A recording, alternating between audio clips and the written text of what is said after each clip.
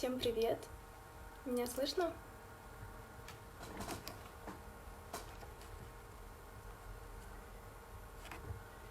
Так, всем привет! Сегодня у нас в рамках онлайн-встречи поступления в ИГАУ мы поговорим здесь о обучении на том или ином факультете, о студенческой жизни и что ждет студента при поступлении в аграрный университет. Сегодня мы выходим в эфир с механическим факультетом. Проведу эфир я, Якимова Анастасия. Если меня хорошо слышно и видно, я думаю, мы можем приглашать нашего гостя. Так.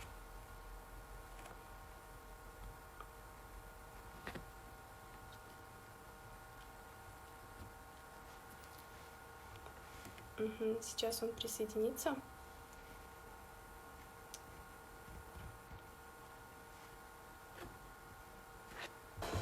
Как меня слышно вообще? Хорошо?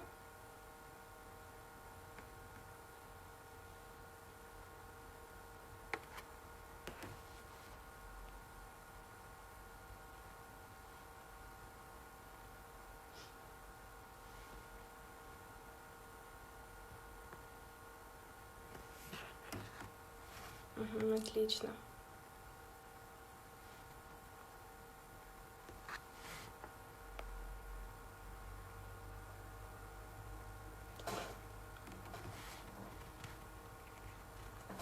Что к нам не присоединяется пока наш гость.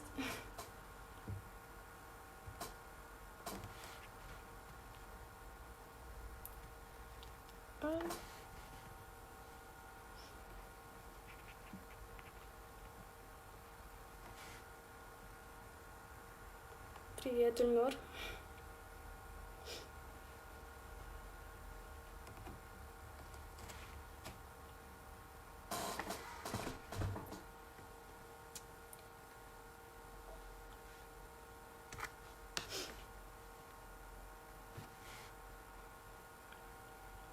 Так, пока можете приготовить вопросы, что хотите задать. С нами будет декан механического факультета Ильгам Хамбалович. Так, как дела?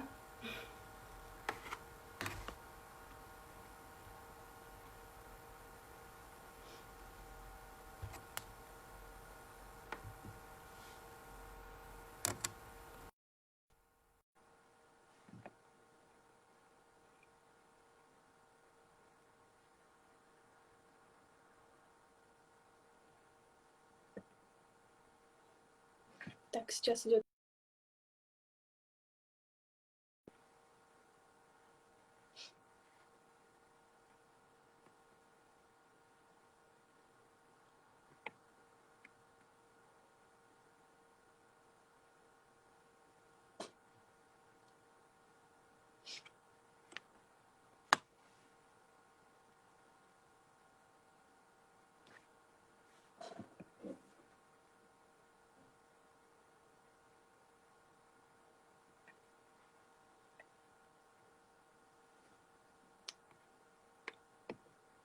Сеть Инстаграма, как всегда.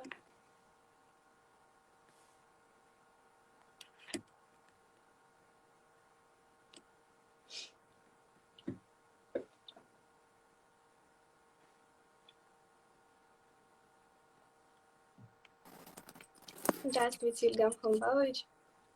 Добрый день. На афише нашего события там есть девушка Алия. Она учится на вашем факультете. Выходит, напомню еще раз, мы с деканом механического факультета, там большинство все-таки парней. Значит, девушки, получается, тоже могут обучаться на вашем факультете. Кем они могут работать после окончания и какие перспективы их ждут? Ну, девушки могут обучаться наравне с ребятами, вопросов никаких нет. Мы не являемся какой-то сектой, мы открыты для всех, поэтому могу сказать, что нет никаких проблем для девушек, кто хочет учиться у нас на факультете.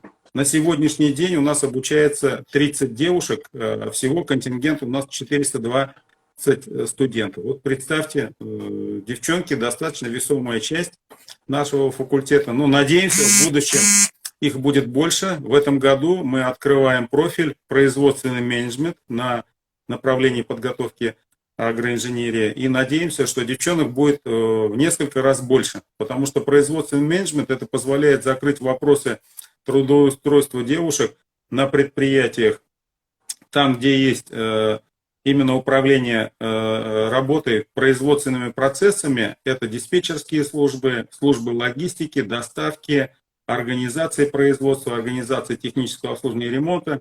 То есть там, где есть сфера управления. Поэтому проблем никаких не будет. Отлично. Мы ждем. А справляются ли они с поставленными задачами, например, завести трактор, вспахать поле, ну, то, что присуще парни, да, лучше справляются, наверное, с этой задачей? Или девушки тоже наравне? Погромче можно будет? Я не расслышал. Еще раз. А справляются ли девушки со своими задачами, которые предназначены для парней, допустим, завести трактор, вспахать поле? Ну, со своими задачами девчонки справляются. У нас учебный план, в принципе, очень корректный. Даем возможность пройти теоретическую подготовку на младших курсах, на первом-втором курсе. Далее по линии хозяйства проводится обучение бесплатное для студентов на тракториста-машиниста категории D, E, F. И после уже этого они направляются на практику. В принципе, никаких замечаний нет. Все девушки работают корректно. Я думаю, Фатхиева Алия она дополнит, расскажет, как получается у них.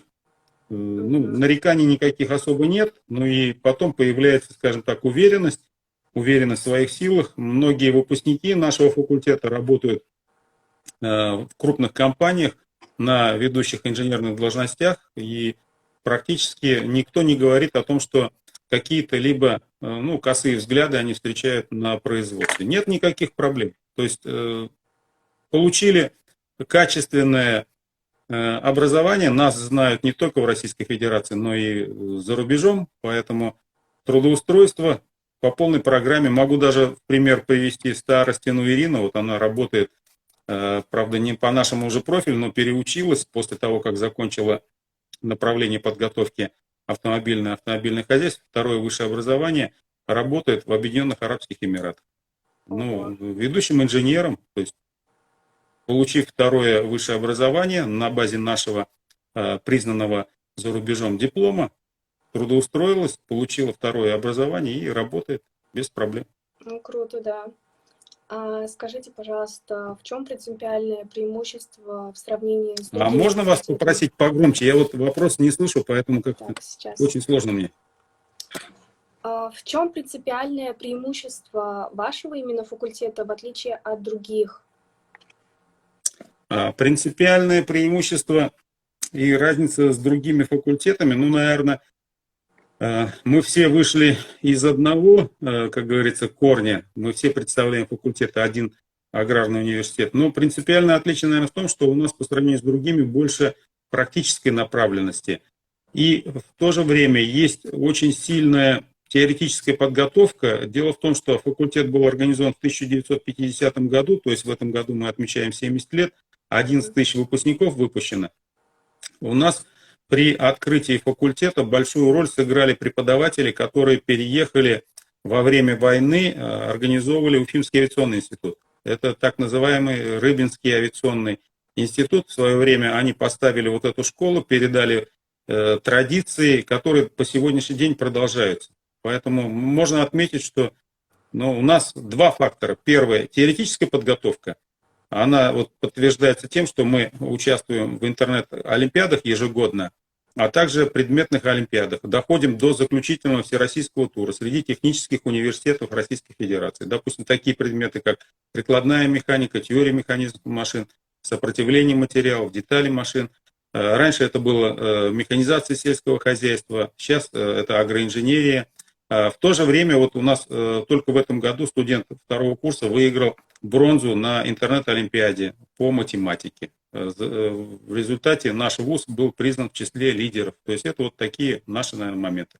А по практической подготовке каждый год более 250 студентов принимают участие в уборочных работах, заняты изготовлением двигателей и комплектующих на предприятиях КАМАЗ. За последние 3 года единственно наши студенты среди всех российских вузов, 2 человека выиграли легковые автомобили, были награждены главой Республики Башкортостан. Вот это, вот, наверное, самый такой сильный положительный момент, что можем сказать. И по трудоустройству могу сказать, что это позволяет во время прохождения практики, во-первых, все оформляют трудовые книжки. Естественно, за них перечисление происходит налогов, прочее, прочее. И вот в результате у них уже в трудовой книжке есть запись, что он обладатель какого-либо стажа. И это преимущество при трудоустройстве. А могут ли студенты работать непосредственно с тракторами, комбайнами?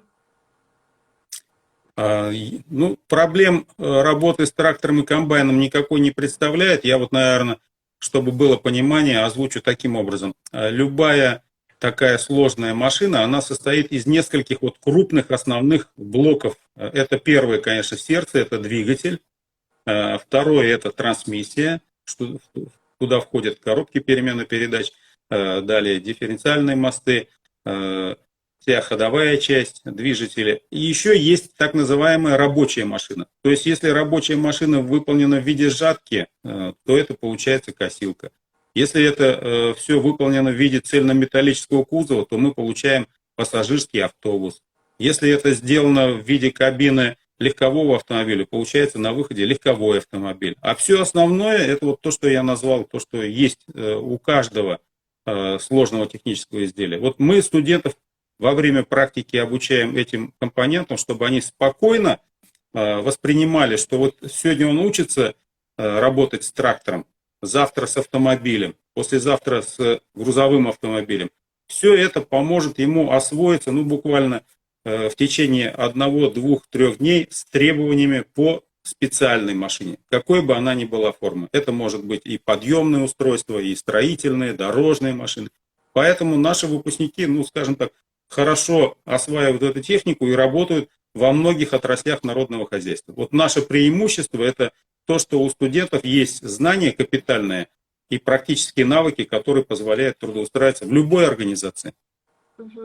А вот насчет современной техники, они с ней будут справляться? Допустим, есть такие, как New Holland, John Deere. Могут ли выпускники нашего факультета работать на них? Соответствует ли подготовка на факультете требований современных технологий? Вот я опять не расслышал ваш вопрос. Вот как-то можно попросить погромче? Студенты справляются ли с техникой современных технологий? Допустим, как New Holland, John Deere. Справляются ли с технологией студенты? Да, современные. Вопросов никаких не возникает. У нас учебный план рассчитан на обычного стандартного среднестатистического студента, поэтому все вопросы, какие бы ни возникали, обычно, скажем так, проходят в нормальном таком режиме. Наш учебный план, он признан как наиболее такой совершенный и передан Министерству сельского хозяйства в лице Федерального управления по методическому обеспечению, ФУМО, так называемое, по сельскому хозяйству. Поэтому он перекликается со всеми колледжами, СПО, техникумами, поэтому никаких проблем у ребят, кто вот по этому направлению обучался, не возникает. К нам ребята приходят после автотранспортного колледжа, программа тоже перекликается, поэтому с освоением учебного плана никаких проблем не возникает. Мне говорили, вы, в принципе, тоже указали здесь то, что студенты получают водительское удостоверение в обязательном порядке категории Б и С. Это правда? Я понял ваш вопрос. Дело вот в чем. Студентам мы даем возможность категорию Б и С. У нас это все закреплено в учебном плане. Такого жесткого наставления, конечно, нет, но в то же время мы, конечно же, поощряем таких студентов. Поощрение идет и по стоимости обучения. Она снижена по сравнению со студентами других факультетов. Снижена стоимость при прохождении практических навыков. У нас собственный автодром на базе учебно-научного центра нашего университета. То есть ребятам, ну, все условия созданы, и практически 95% за время обучения получают категорию Б и многие категорию С, что позволяет, как в хорошем анекдоте, пожелать, вот когда мы выпускаем ребятам, вручаем диплом, мы говорим, ну вот теперь диплом вы получили, после того, как вы покупаете хороший легковой автомобиль, надо будет купить и хороший грузовой автомобиль. Это вроде бы как бы игрушка, но в то же время это намек на то, что, зная технику, ему можно поработать и на грузовом автомобиле. Это возможность дополнительного заработка. Но это только одна сторона. У нас на факультете реализуется программа получения рабочих профессий. Вот, допустим, сварщик, кузнец художественной ковки. Это то, что вот популярно в домашнем хозяйстве. Далее слесарь механосборочных работ, регулировщик топливной аппаратуры. Мы даже на базе своего факультета ежегодно проводим конкурсы по данным рабочим профессиям. А еще участвуем в общегородском конкурсе на регулировщика топливной аппаратуры и сварщика. Вы знаете, вот за последние годы у ребят появилась хорошая уверенность, и многие трудоустраиваются даже на машиностроительные предприятия. И их хорошо принимают, потому что они свойства металла, уже обучаясь на втором-третьем курсе, хорошо знают. А если вы знаете свойства металла, то вам легче работать с любой металлоконструкцией, изделием, деталью, там, узлом. Мы тут немного затронули тему трудообустраиваемости. Насколько востребованы ваши студенты в агропромышленном комплексе? Востребованность, наверное, я скажу таким образом. На сегодняшний день мы выполняем по линии Министерства сельского хозяйства в рамках контрольного задания на 95%, то есть практически всех выпускников расхватывают работодатели. Но у нас есть один момент: после окончания очень много ребят уходят служить в ряды вооруженных сил. И вот мы встречаемся с ними, и они говорят о том, что даже во время службы им предлагают перейти на контрактную службу. Многие становятся офицерами вооруженных сил. Почему? Потому что они хорошо знают технику. А вы знаете, что если техника, это практически все рода войск вооруженных сил Российской Федерации оснащены техникой. И вот наши ребята, они очень и очень востребованы. Если по направлению наземно-технологические комплексы, это машины и оборудование для городского хозяйства, ребята в жилищно-коммунальной сфере востребованы на 100%, потому что кроме нас никто в регионе не выпускает данных специалистов. А по направлению автомобиля, автомобильное хозяйство, 100% востребованность, вы знаете, автомобилизация идет семимильными шагами, поэтому во всех автотранспортных предприятиях, где продают легковые, грузовые автомобили, автозапчасти, присутствуют выпускники нашего факультета. Круто. А есть ли возможность студентам работать во время учебы? Такую возможность мы предоставляем, но все зависит от того, как студент обучается. Если у него нет замечаний по учебе, то, конечно, это приветствуется, потому что мы не должны сталкивать интересы учебного процесса и трудоустройства ребят. Конечно же, трудоустройство очень важно, потому что работодатели внимательно отслеживают, где ты работал, какая у тебя, скажем так, связь с производством, что ты умеешь. Поэтому очень важный момент, ребята, если умеют работать, естественно, чтобы выполнялся учебный план. Успевают? Нет никаких проблем. Поощряем. Конечно. А что насчет общежития? Предоставляет ли студентам общежитие? Как живут? У нас одно из лучших общежитий нашего университета. Оно находится в шаговой доступности по улице Революционная, 76, 5-е общежитие нашего университета. Практически двухместные номера на всех этажах. Вот мы только вчера проводили голосование по изменениям в Конституцию Российской Федерации. Наши ребята активны в этом направлении. Стоимость проживания мы подсчитали в день примерно 20 рублей. Вот сутки, если взять, сами понимаете, в любой гостинице, если зайти, это начинается от 1500-2000. Поэтому стоимость несравнима, поэтому я думаю, для ребят это очень важная информация. За 10 ну, за 1 год, получается, они заплатят примерно около 6 тысяч рублей. Это не та стоимость. При том, что там есть бесплатно возможность заниматься спортом, душевые, прачечные, есть стиральные машины, есть возможность позаниматься, есть комнаты для отдыха, есть актовый зал, в котором можно проводить мероприятия, есть тренажеры, спортивные снаряды, где можно не только заниматься спортом, ну, допустим, устраивать соревнования. И в этом плане у нас на факультете принято ежегодно, ну, 4-5 крупных таких спортивных мероприятий проводить. Далее интеллектуальные игры, больше связанные с вопросами по математике и механике, а также проводить беседы и встречи с преподавателями по выпускающим нашим кафедрам. То есть вот современные проблемы, какие есть, допустим, в двигателестроении, в автомобилестроении, в технологиях нового сельского хозяйства, мы проводим такие беседы. Тут порядка 15-20 массовых мероприятий ежегодно мы проводим.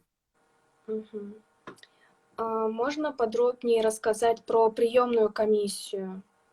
В этом году... По приемной комиссии, да, интересует вопрос? Да, сколько человек? По приемной комиссии я могу добавить вот следующее. Вот на сегодняшний день у нас есть место для того, чтобы поступить ребятам, если кого интересует агроинженерия. Вот на сегодняшний день доступно по очной форме 36 мест, по заочной форме 6 мест. На направлении автомобиля, автомобильное хозяйство, эксплуатация. Вот сегодня на 15 мест уже 20 человек подали свои документы, на 17 мест заочной формы подали 30 человек. То есть конкурс начинается, но здесь удивляться не нужно, ежегодно конкурс составляет порядка 6-7 человек на место. Если желающие ребята будут по магистратуре, вот свежие данные на сегодняшний день могу озвучить следующие. По очной форме на агроинженерии у нас 15 бюджетных мест, вот сегодня уже 9 заявлений имеется. По направлению автомобиля, автомобильное хозяйство и эксплуатация, значит, на 20 мест 3 человека. То есть, ну, полностью есть возможность прийти, подать заявление. На заочную форму, на направление агроинженерии на 10 мест 2 заявления уже поступили, а на автомобиль, автомобильное хозяйство 3 заявления. То есть резервы есть, мы приглашаем выпускников не только нашего факультета, не только выпускников других факультетов нашего университета, но мы приглашаем, традиционно приходят к нам выпускники из других вузов, поэтому мы открыты. А для выпускников колледжей, конечно, прекрасная перспектива в этом году по внутренним экзаменам, математика, физика, русский язык, поступить к нам на факультет на бакалавриат. Так, но если у присутствующих есть какие-либо вопросы... Погромче можно будет? Я говорю, если у присутствующих есть какие-либо вопросы, то сейчас это тут, а так у меня вопросов больше нету.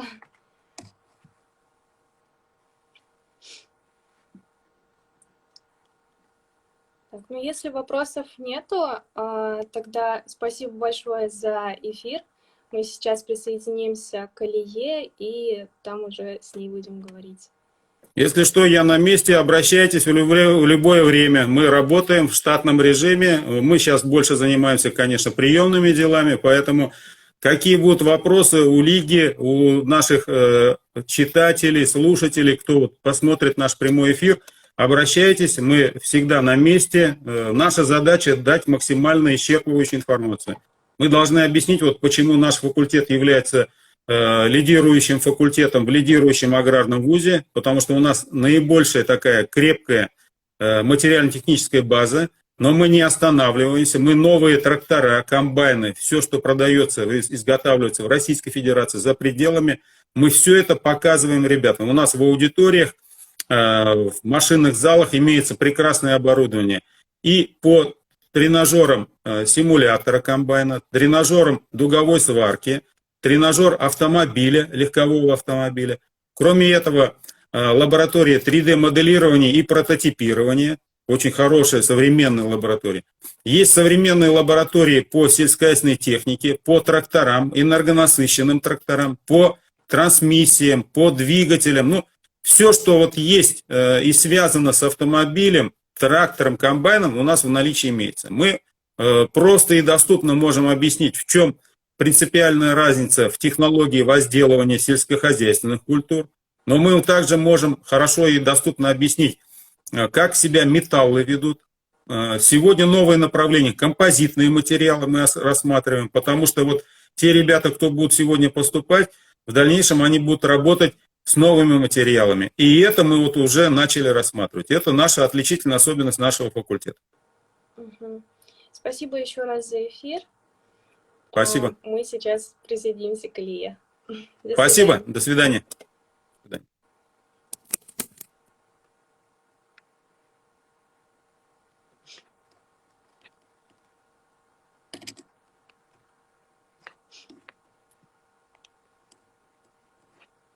Так, сейчас отправили запрос Илье, и она к нам присоединится. Привет, Настя. Привет. У меня сразу вопрос в лоб. Кем планируешь работать после выпуска? Я планирую работать по специальности. Хоть я и учусь на механическом факультете, говорят, тебе будет сложно найти работу, но инженеры востребованы вот сейчас особенно в сельском хозяйстве. Кто, если не мы, будем кормить народ? Сама, наверное, понимаешь, сейчас вот начинается, сначала был посев, сейчас идет подготовка, и в скором будущем начнется уже уборка. И То поэтому есть тебе учиться не сложно, да? Учиться есть, конечно, свои сложности, но если ты готов к этому, если у тебя технический склад ума, мне кажется, будет полегче. И главное, будет желание у тебя все это узнать новое. На механическом факультете большинство все-таки парней, и есть ли поблажки девочкам какие-нибудь? Поблажек таких каких-то нету, но все равно иногда преподаватели закрывают глаза.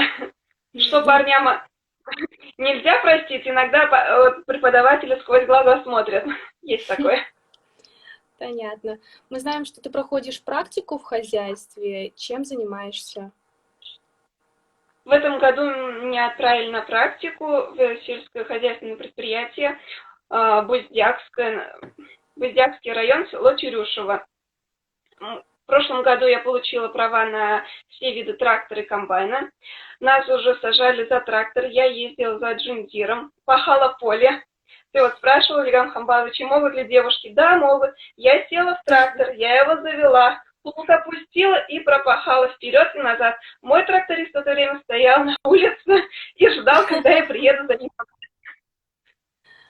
Ага, так. А сколько в твоей группе девочек и мальчиков? Мне вот интересно. В моей группе 4 девушки и 24 парня. То есть на одну девушку приходит 6 парней. Так, мне сказали то, что с инженерной графикой у всех проблемы. Правда ли такой сложный предмет? Инженерная графика и начертательная геометрия начинается на первом курсе. Это, мне кажется, самый такой сложный предмет для перваша студента, потому что все надо чертить от руки, линия толстая или тонкая, сплошная или пунктирная, наклон у тебя соответствует ГОСТу или нет. Вот с этим были у нас проблемы. Можно ночами не спать, перечерчивать, стираешь заново. А потом уже, когда сдашь, начинается инженерная графика за компьютером, и там уже полегче. У тебя так Главное освоить азы, и на компьютере уже легче. Так как есть уже опыт, что пожелаешь девушкам, которые хотят поступить на это направление? Я хочу им пожелать не бояться браться за новое дело. Если тебе скажут, иди помой трактор, иди мой, ты его изучишь вдоль и поперек, изучишь каждую его составляющую, каждую гайку. Если тебе скажут еще какую-то работу делать, тоже хватайся. Вот работа не для пессимиста, я скажу. Если есть желание, поступай, пусть не боятся грязной работы. Так, из тех, кто присутствует в эфире, если есть какие-либо вопросы, то задавайте у меня, потому что вопросы к тебе закончились. Хочу дополнить, что мы не только здесь учимся, у нас также есть Центр эстетического воспитания.